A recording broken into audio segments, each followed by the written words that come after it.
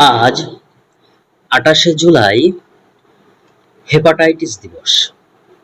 Nobel বিজয়ী বিজ্ঞানী Baruch Samuel Blumberg hepatitis B virus আবিষ্কার করেন।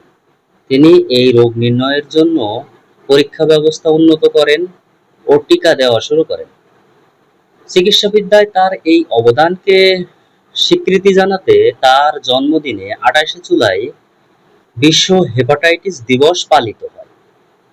অনেকের মনে প্রশ্ন আসতে পারে, হেপাটাইটিস কি? অনেকে জানা নাও থাকতে পারে। হেপাটাইটিস হলো লিভার টিস্যুর প্রদাহ। কিছু ব্যক্তির ক্ষেত্রে লক্ষণ প্রকাশ পায়, আবার কিছু ব্যক্তির ক্ষেত্রে কোনো লক্ষণ থাকে না। যেমন কিছু লক্ষণ আছে চোখের জন্ডিস, ক্ষুধা, বমি বমি ভাব, পেটে ব্যথা, ডায়রিয়া। এই লক্ষণগুলো প্রকাশ পায় হেপাটাইটিসের ক্ষেত্রে।